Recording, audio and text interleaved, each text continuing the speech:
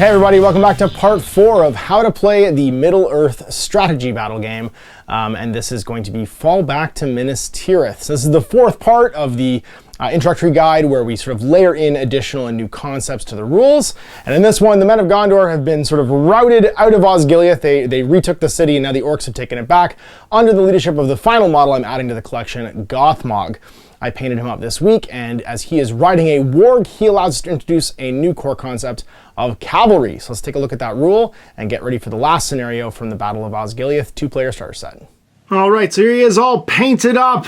Big G himself. It's Gothmog. And now, of course, you get 2 models for most cavalry characters in the new plastic range for the Middle-earth strategy battle game, and that's because you will very often find yourself dismounted during combat.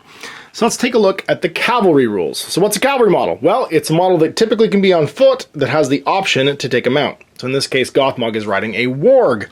Now, just like any model in the game, the mount has a separate stat line. So a warg has a 10-inch movement, a fight of 3, and a shoot of 5+, a strength of 4, a defense of 4, 1 attack, 1 wound, and a courage of 2. Now, once the warg becomes mounted, though, because it's a mount, they fight with a combined profile.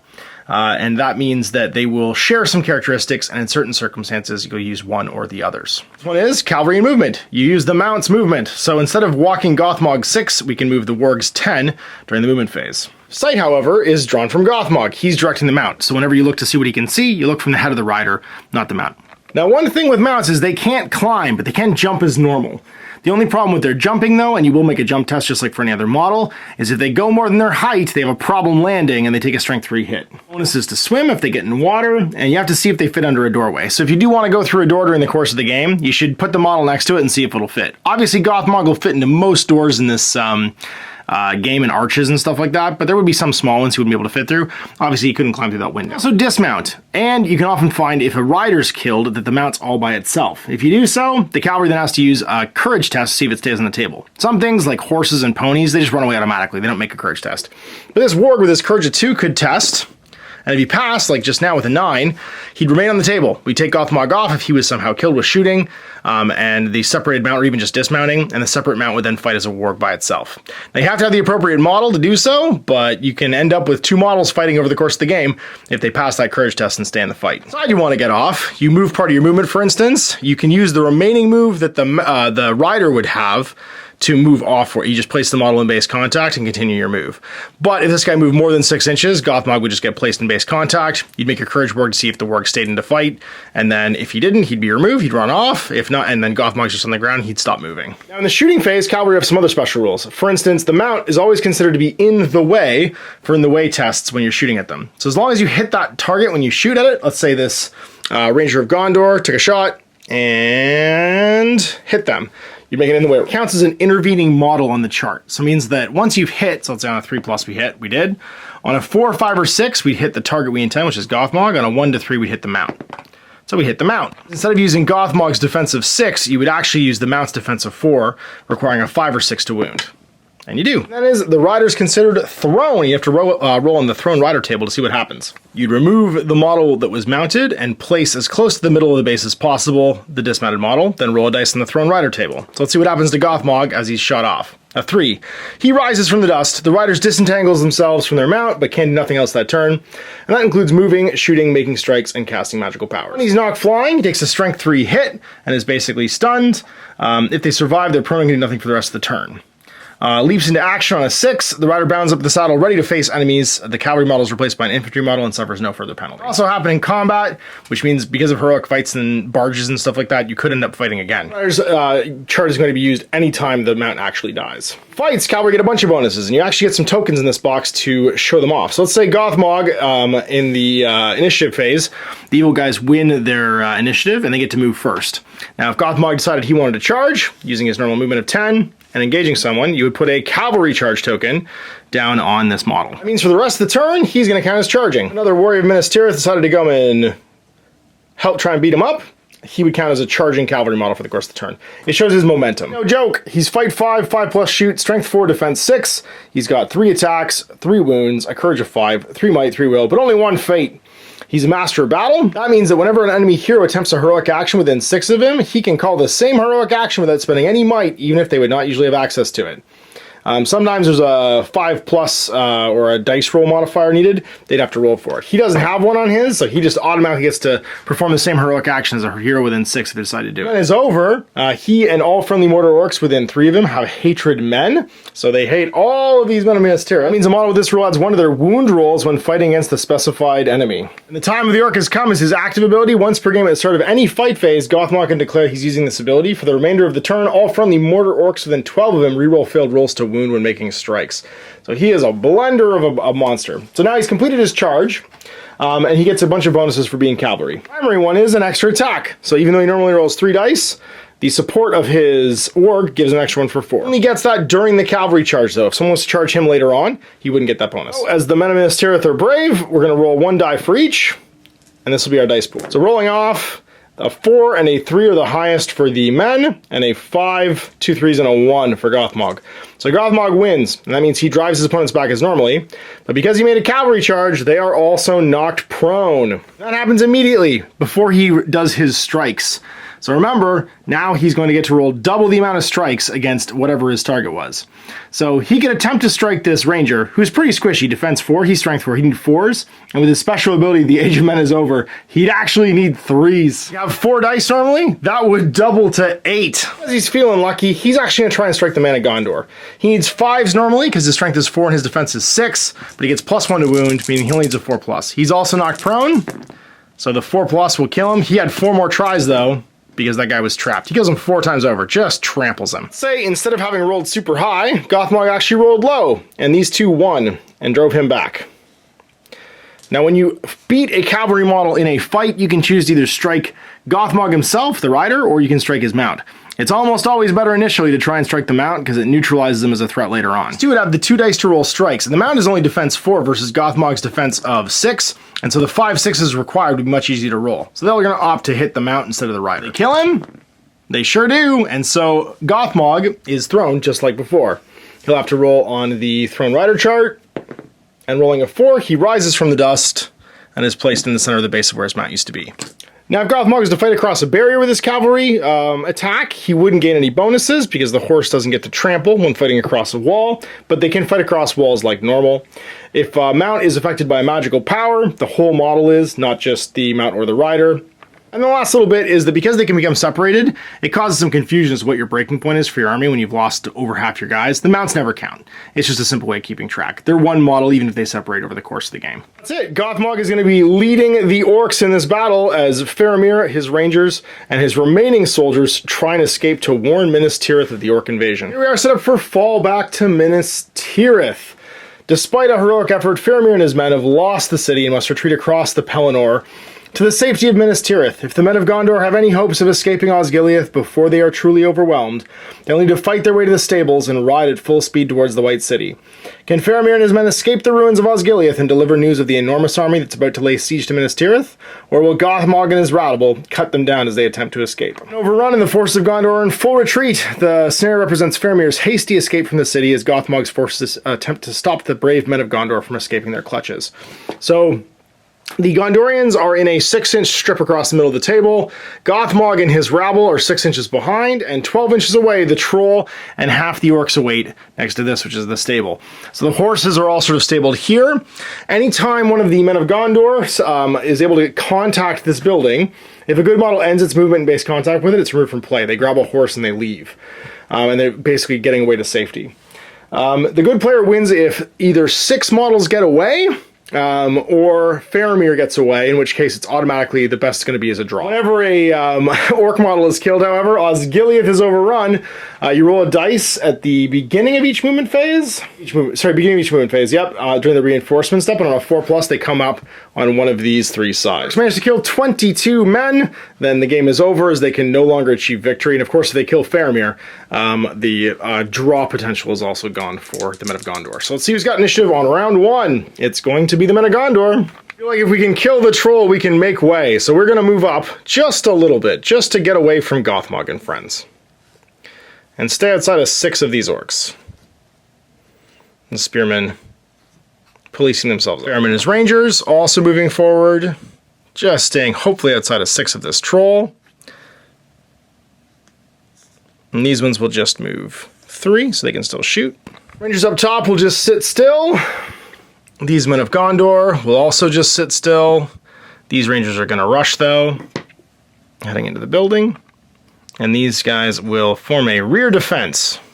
Remaining Rangers up top will just sit still. So we're into Team Orc. And they are going to advance. Now, these guys can't quite get into contact, so they can't enter that zone of control. So I'll just end an inch outside. Mordor Troll doing much the same, trying to hunt Faramir. And these guys are going to loiter, as of course they don't want anyone to get to the stable. Gothmog's getting ready for a charge. He won't quite make it in one, so just getting to within that 10-inch threat range. All of his orky friends mob up around him with their hand weapons. These two orcs heading towards the rangers in the building, as will these remaining ones.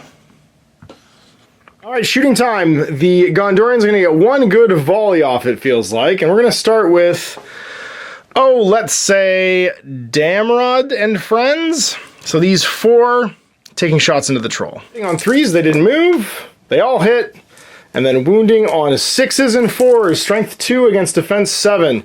As you remember last game, it's fairly hard to hurt this guy. 2 against defense 7 is a 6, followed by a 4+. 2 6s. If they get 2 4+, this could be a big deal for the Gondorians. They do! 2 wounds on the troll immediately. Oh my goodness. Damrod, this is your moment, buddy. 1 shot with your bow, you didn't move. Do you hit on a 3? You sure do. You just have a regular bow, which means you need a 6 and a 4 as well, but you do have a might point. Needs that 6. No. These 2 rangers only moved 3, so they'll hit on a 4+ against that troll.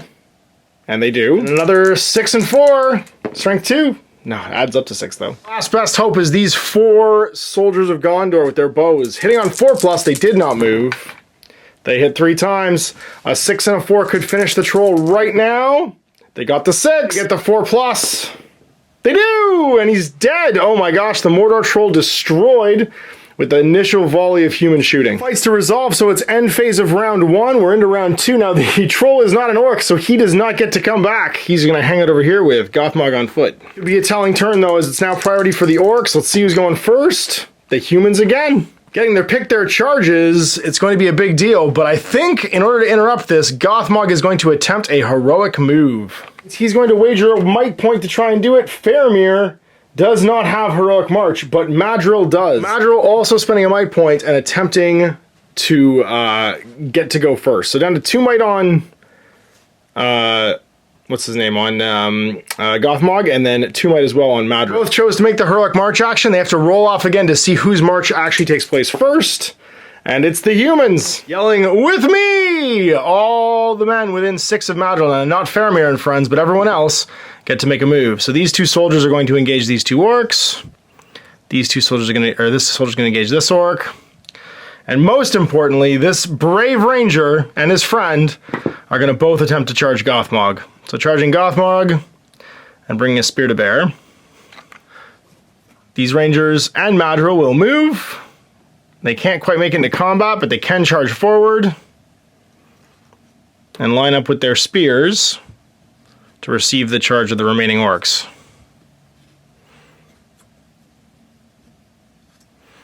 Gothmog can go. Now, he is pinned because he lost that roll, but it does allow him to affect the remaining orcs within 6 of him. They can all make a move as well. I'm going to make an example out of these 2 poor rangers.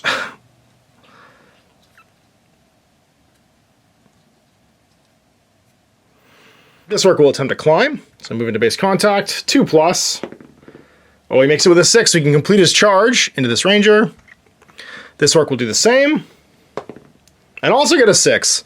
So he'll go to here, and then complete a charge into this ranger. Remaining 3, hustling around to protect Gothmog from any kind of counter charge. Heroic moves resolve as it goes back to the actual action priority, which means the good models will now go first. The men of Gondor advancing, charging in to here, whoops, charging around with a friend, going straight in, charging in as well, supporting his friend. Faramir moving in 6. This ranger engaging an orc. Faramir getting his support from a spear. The men have now all moved. Actually, sorry, we've got a few rangers up here as well.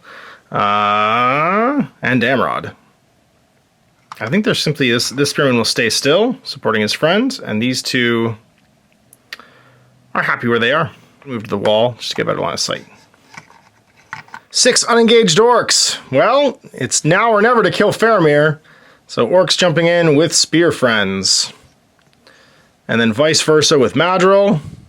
Time to resolve the fights. So we'll start with the interesting ones first.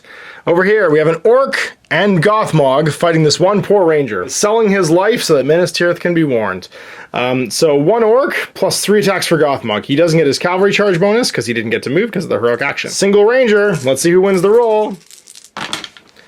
It's definitely Gothmog. Force this ranger back an inch.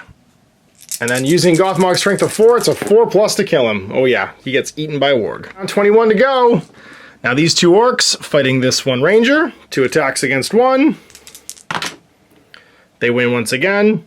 He's forced back, and on 4s, strength 4 against toughness 4, or defense 4, he's also slain. Working our way north, 2 orcs against this 1 man of Gondor. Now the man of Gondor has the option to shield, which in this case, because he's outnumbered, probably makes sense. That means he'll have 2 dice to 1, but he can't strike blows if he wins the fight. He does tie, and that puts it to a roll-off as they're both fight 3. The evil win.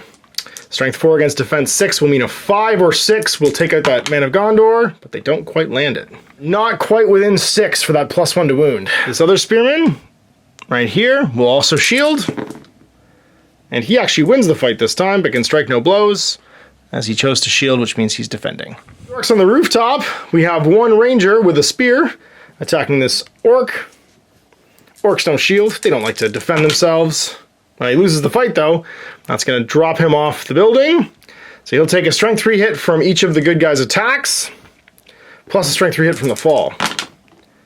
And that is defense 6, which means no wound. However, knocked prone. 1 ranger against this 1 orc, 1 dice to 1 yet again. The good man wins and throws him off the building. So he'll take 2 strength hits. That's defense 6, because he also has a shield. And he will also be knocked prone. 6 is to wound. Oh, he gets him. The possibility he will return. All right, so that is the back line complete. Let's go to the front line. We have a man of Minas Tirith against a spear. I didn't realize we completely forgot the shooting. There wasn't a lot of targets, however, as everyone's pretty much engaged. I think the only thing is Damrod and this ranger could have shot one of these spear orcs back here. And we haven't done these combats yet, so we'll see if it matters. So him shooting this orc on a 3, hits. On a 5, does nothing. And then Damrod also on a 3. No, he misses. These fellas back here couldn't see anyone unengaged. It's now this fight. Spear orc with 1 die against 2 men of Minas Tirith. They win the fight, drive him back, and he does not have a shield, so it's on a 5-6. They will slay him. They don't. 1 orc against 1 man, so just 1 dice against 1. The orc wins, though. And strength 4 against defense 6. On a 5-6, he'll be killed. Nope. Orc with a spear and his friend against a man with a spear and his friend. And they tie, so that will be a roll-off as they are both fight 3. The men win. That orc has a shield, however, so he is defense 6, even though he's driven back. 6 to slay him. He's dead. And then it's this 1 orc against this 1 man. 1 dice each. The orc wins. And with a strength of 4, it's a 5-6 to take him out. Oh, he's dead. Ranger against an orc with a spear. 1 dice each. The ranger wins. Strength 3 against defense 5. No casualty, though. He is driven back. Some fun fights. Now it's Faramir with his 2 attacks. 3 because he has a spear friend. Against 4 orcs with support. 2 orcs with support. So 4 dice from the orcs. Let's see who wins. Faramir has a 6, so do the orcs, but Faramir's fight of 5 will break the tie. Them all backwards, and then we'll strike blows against this one. Yeah.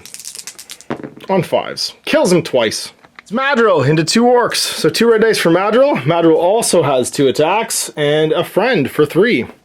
Actually outnumbering in the dice this time around. Gets a 5, but he will spend a might point to a 6, down to 1 might remaining. And that will break that time, force him back, and on a 5-6, do some damage as he has strength 4. He kills him. It's complete. It's round 3. This could be a very big turn for the humans. Very big turn for the orcs. So let's see who has priority at the end of the round.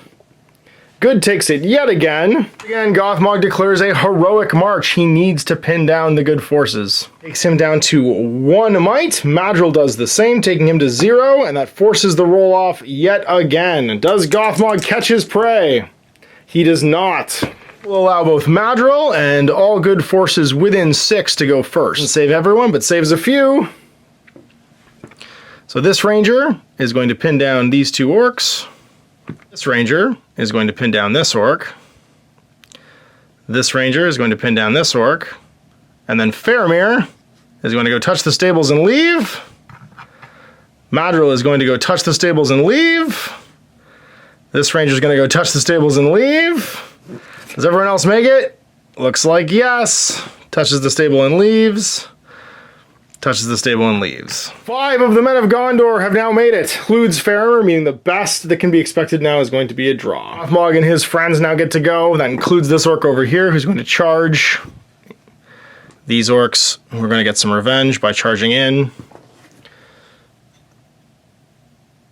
Charging in. And beginning to brawl with these humans. They need to tie them down, not let one more get through. He will also charge over this way. Gothmog himself can go 10.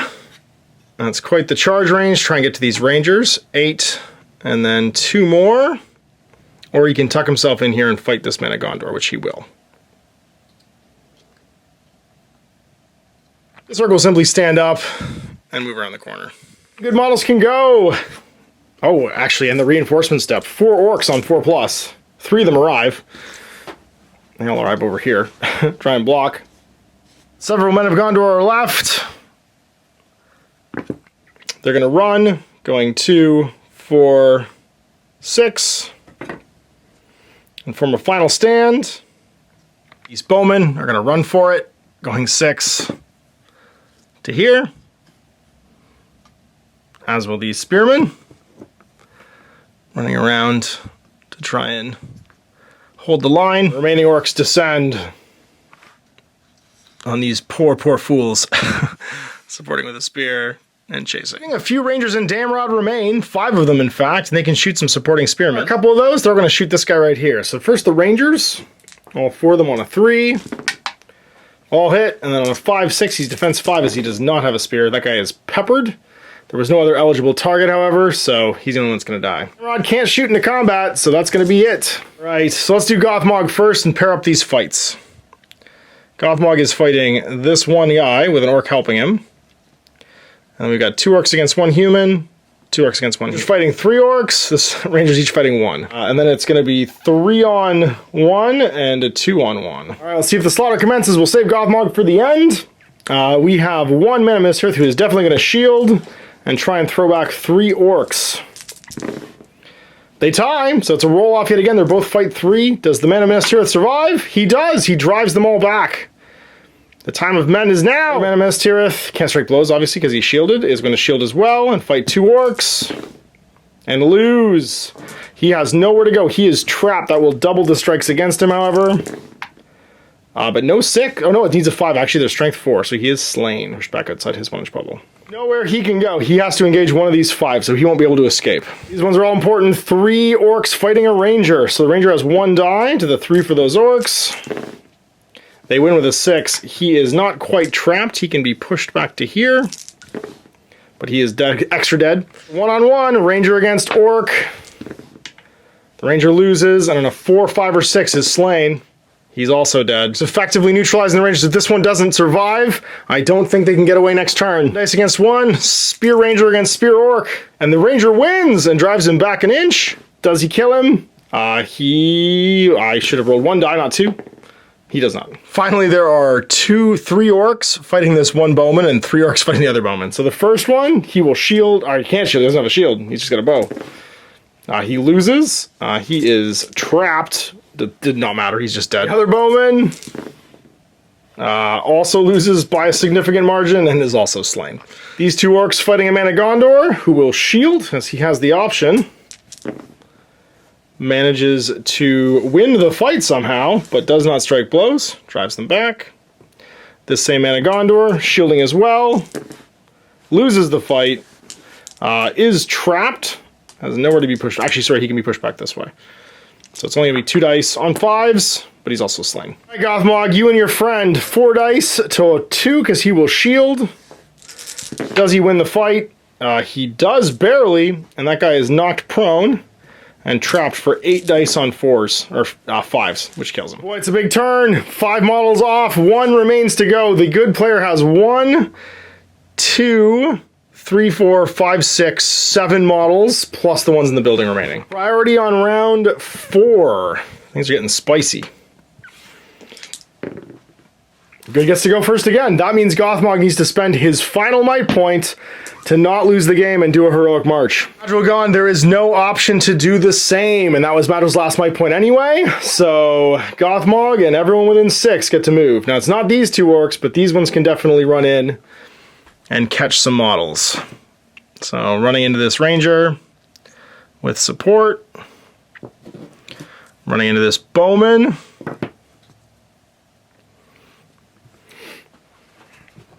this one guy can definitely catch him.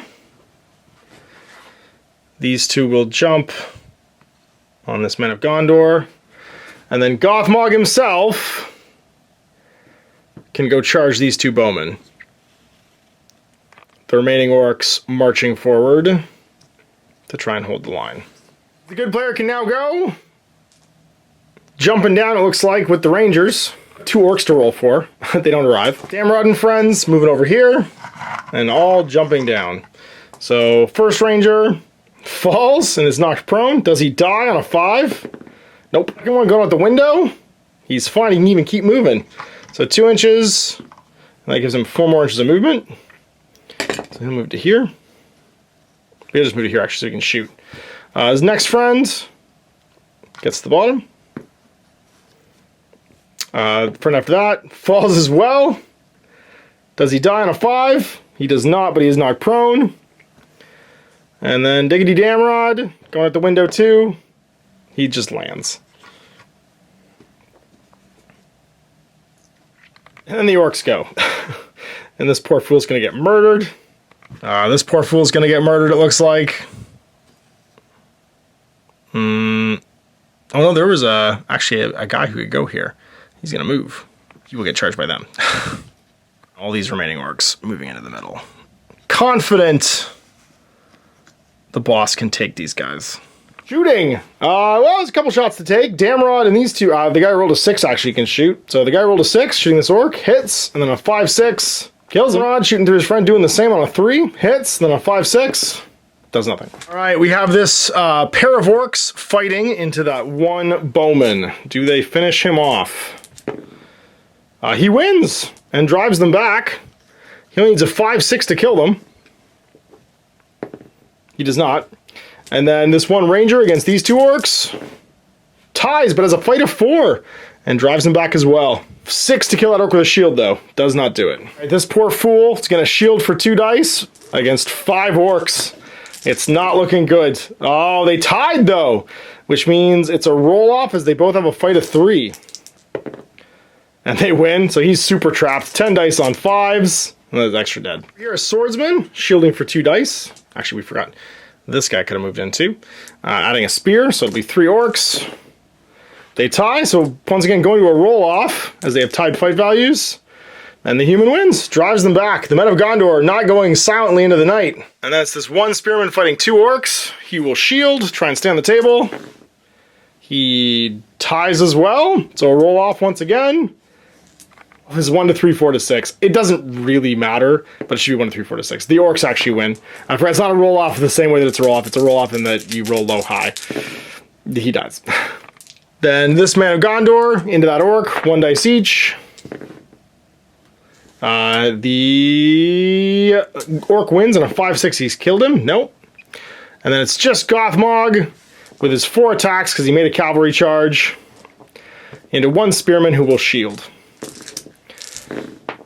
The spearman wins and drives him back but strikes no blows with no might. 5, this is it. There's no heroic marches remaining. If the good player wins this roll, then those rangers will escape. The survey says good wins yet again.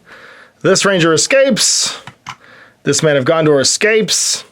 And having hit the rest of them run and go, well, let's go hide under the rocks. Quite horrific casualties.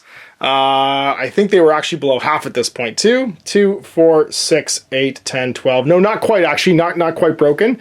The men of Gondor managed to escape with Faramir and take the news of the warning, the impending invasion of Gondor to his father, the steward. A closely fought fourth battle, introducing cavalry to the mix. You can see how dangerous Gothmog is when he wins those fights, knocking people down and trapping him, and also just how valuable it is to have heroic marches with Madril and Gothmog, both pushing models around over the course of the game where they wouldn't normally have gotten to go first. So what's next from here? Well, we have 2 great little warbands started for match play Lord of the Rings. Gothmog can lead 18 models. That means I've got a set of 12 heavy armored orcs here with spears, shields, and hand weapons, a Mordor troll, and then 3 little support spears to kind of follow the troll and Gothmog around, lending a hand. It's a good chunk of points. You're sitting at, let's say roughly 400 points when it's all said and done, with 500 points being a nice starting place. Left over, I've got a bunch of just rabble with hand weapons, one with a spear, and they could be added into a secondary warband if I got myself another hero. So I'm thinking something like his lieutenants, maybe a shaman. Mordor has tons of options, including things like ring wraiths you can bring to pad out the warband count. The Gondorian side's held back a little bit by its raw bow count in match play. With 15 models, including these 3 heroes, you've got the ability to take 5 total bows. Now, the heroes themselves don't count. They count towards the model count, but not towards the bow limit, so the fact that the ranger heroes all have a bow isn't a huge deal. I got Faramir, Damrod, and Madril, with Faramir leading a warband, the other 2 just being sort of rogue heroes. 5 rangers. I could actually pair them up if I wanted to, however. The men of Gondor being led by perhaps Faramir, and Damrod even leading as a sergeant the remaining rangers as 2 separate warbands, or a single warband, and just a couple of sort of like floating heroes. You're looking at roughly 400 points as well, so it's fairly balanced on each side, with the increased sort of hero count and the troll balancing the 2 sides. So there you go, that completes my series on how to play the Middle-earth strategy battle game with the 4th of the scenarios from the new 2-player star set, the Battle of Osgiliath. Now, where do I go from here? I'm going to take a look at my Armies of the Lord of the Rings book and decide what heroes and warbands I want to add to try and round these up to about 600 points. It's actually not that much more painting, and by taking heroes, banners, other little bits and pieces that give you some sort of additional rules layers and advantages, I'll be able to pad these forces out nicely into sort of a standard play size. So big thanks for watching. I hope you enjoyed this series. It was fun to do, and I hope you got to follow along with some of the painting and stuff too on my social media. We'll see you next time. Till then, I'm Ash. Hey there, I hope you enjoyed that video. There are tons of other games already recorded for you to watch. Click over to my channel page if you haven't already, and have a look to the dozens of playlists full of videos. I guarantee you'll discover a game you haven't seen played before. I put out new videos 7 days a week, and every day is themed to a different genre as I continue to explore the wider world of gaming. Of course, none of that's possible without you, the viewer, so click a like and subscribe if you'd like to stay on top of what's happening here daily. My 2 kids and I are massively grateful to be able to have the flexibility of this job so I can always maximize my time with them. If you want to support me continuing to put out this content, it's only possible because of my amazing backers on Patreon who support the studio, equipment, and model cost, as well as being how I make the bulk of my living. You can also help out by buying a t-shirt through Spreadshirt, a measuring gauge or widget from Death Ray Designs, or buying one of my games and supplements like Last Days, Gamma Wolves, and Blaster. As a way of showing my appreciation, patrons get early access to new games and supplements that I write throughout the course of the year. Huge thanks for watching, it really does help out, and happy gaming.